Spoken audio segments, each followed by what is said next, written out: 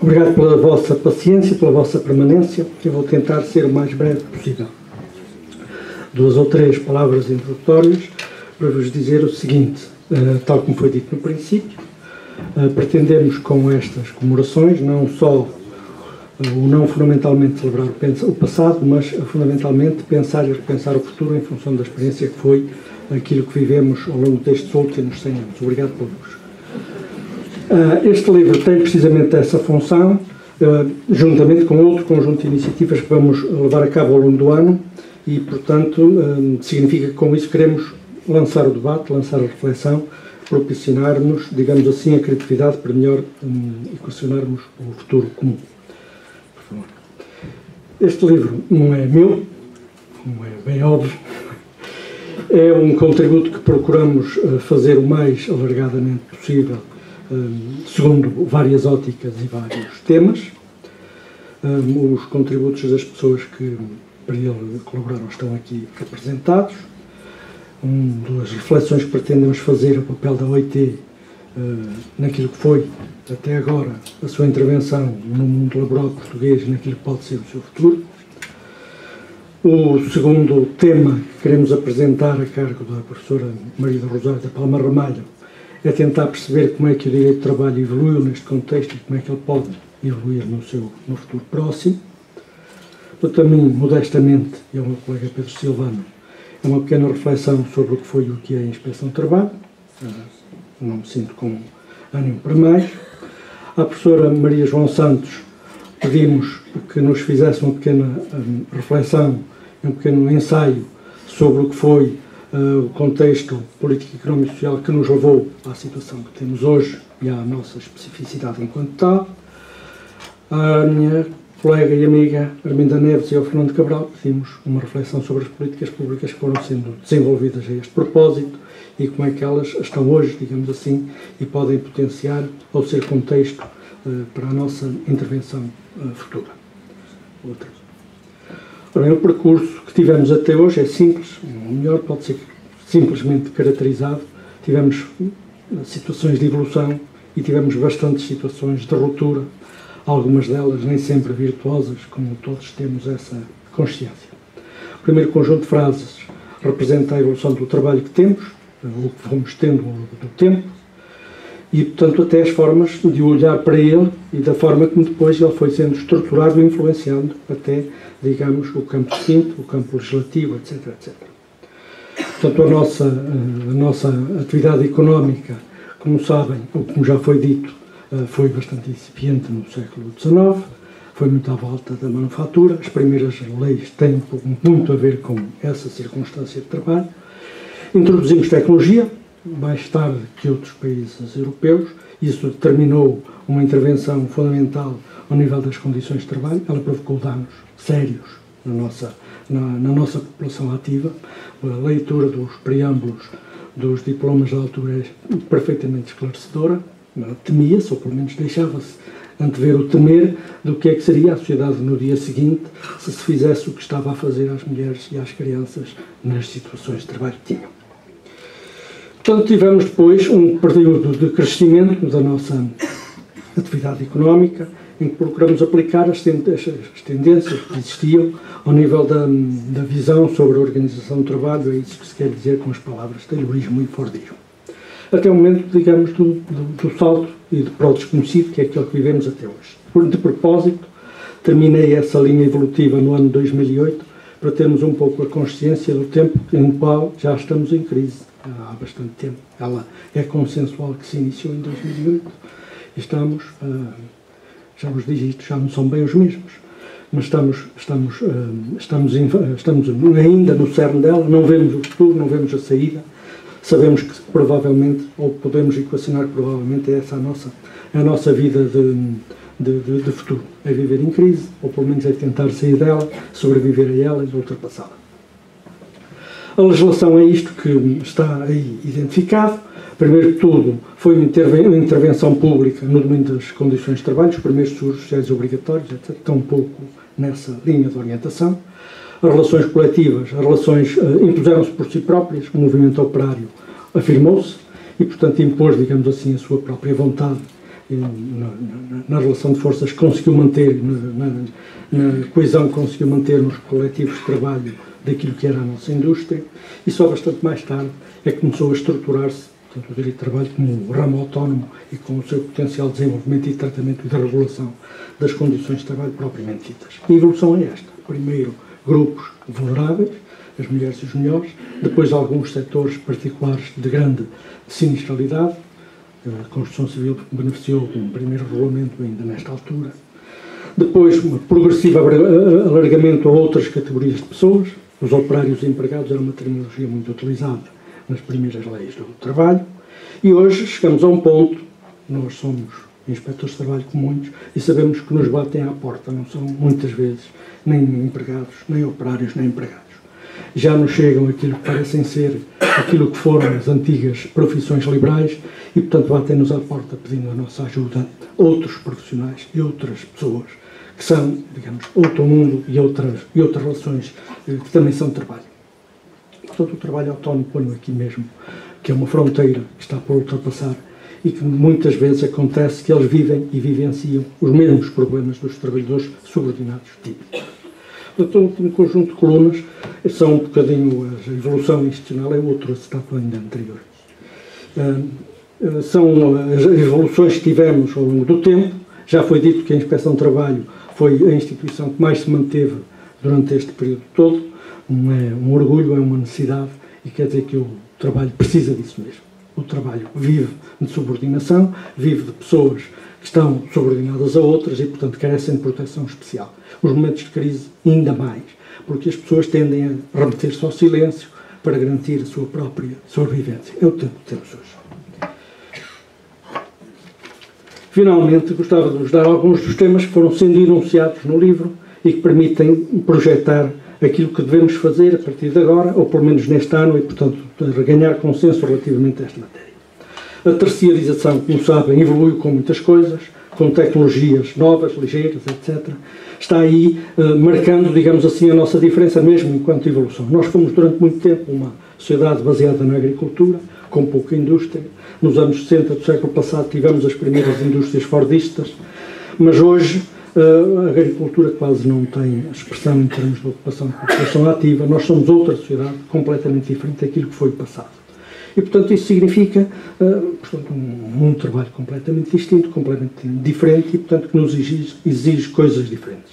E essa terciarização ocorre muito por causa deste fenómeno, epifenómeno da globalização, da competição que ela provoca e, digamos assim, das formas de organização que ela exige relativamente a esta matéria. As organizações magras, é um palavrão que se usa muito, os outsourcings, é outro palavrão que se usa muito, a deslocalização, às vezes não é só num território, é no mundo.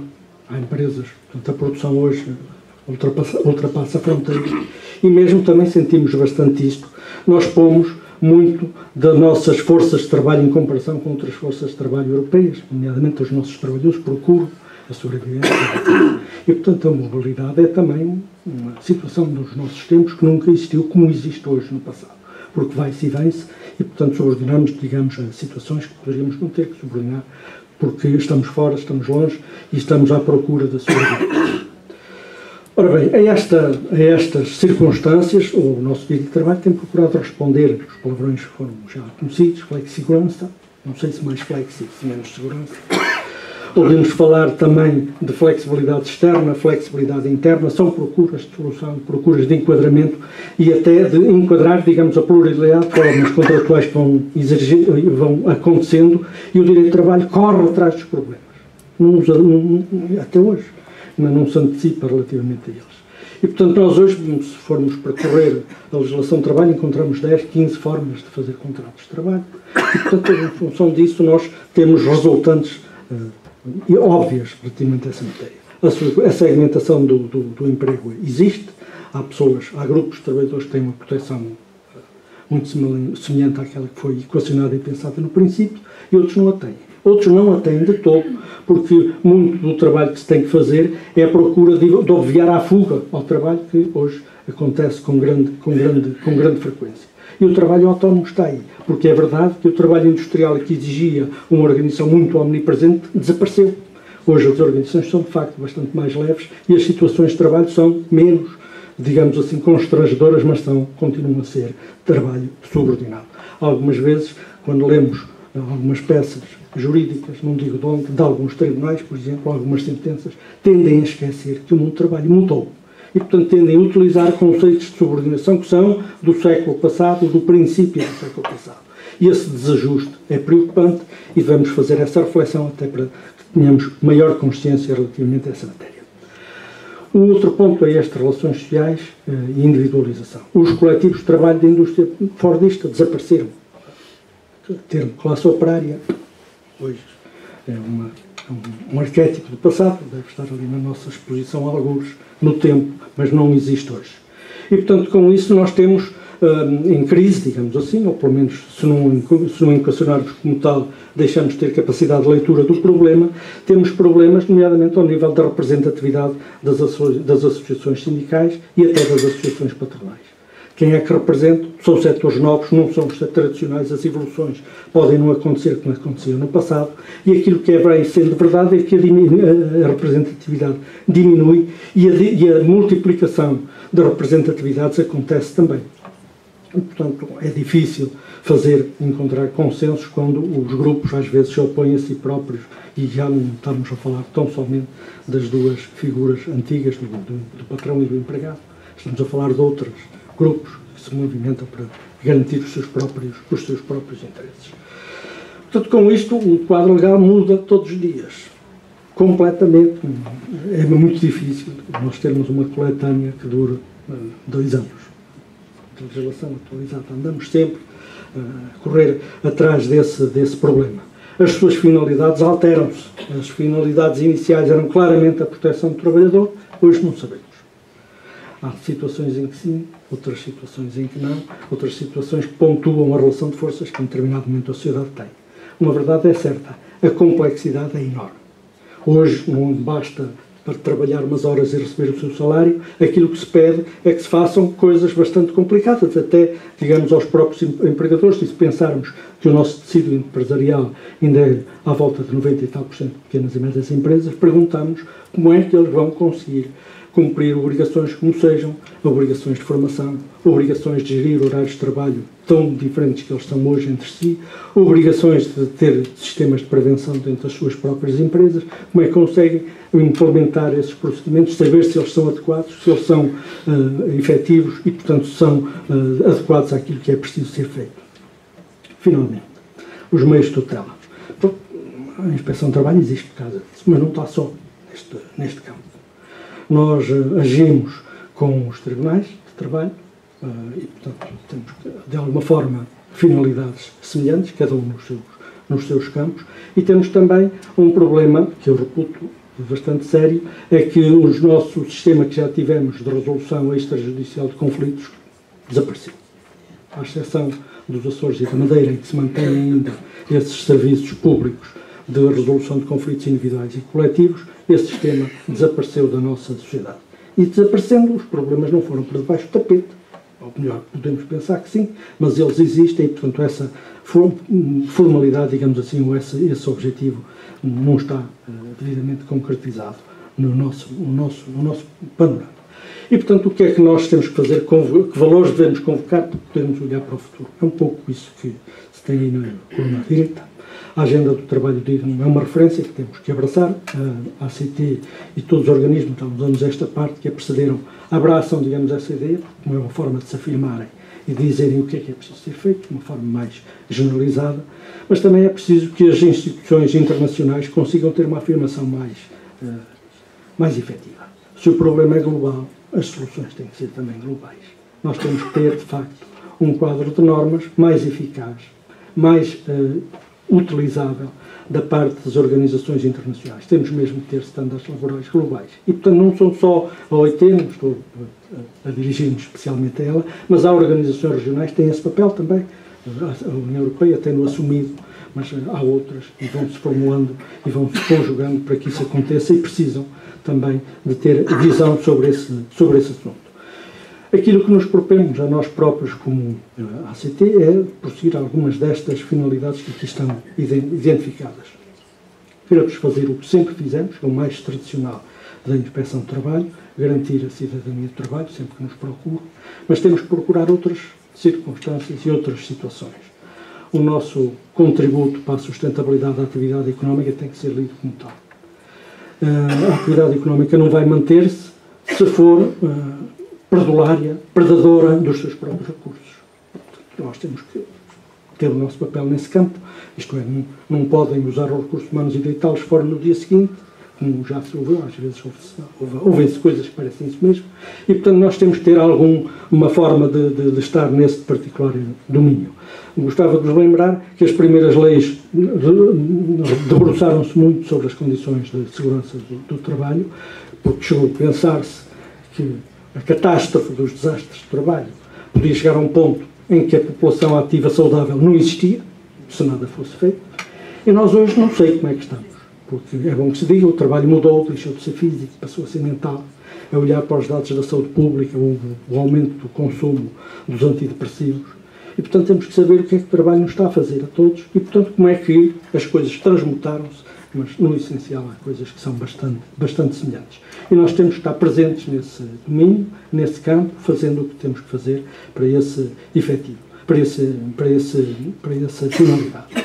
O último ponto que temos aqui é este desenvolvimento organizacional das empresas, é um objetivo que temos para nós próprios. As nossas empresas são pequenas. A maior parte delas são pequeníssimas, para não dizer outra coisa, não têm 9 trabalhadores. Têm que ter, de alguma forma, algum apoio para que possam fazer o seu próprio trabalho, aquelas que o quiserem fazer, saberemos identificar quem quer e quem não quer, mas que possam fazer o seu trabalho adequadamente. E, portanto, temos que ter uma linha de intervenção que nos permita contribuir para esse desenvolvimento e para esse bom posicionamento dessas empresas relativamente ao trabalho. Era esta a reflexão que eu acho que o livro vos proporciona e espero que consigam fazer a leitura dele mesmo e, portanto, que ele sirva aos seus objetivos, que é propor-nos a discussão, incomodar-nos até um pouco e, portanto, deixar-nos campo livre para que possamos pensar um pouco mais no trabalho que temos. Obrigado a todos.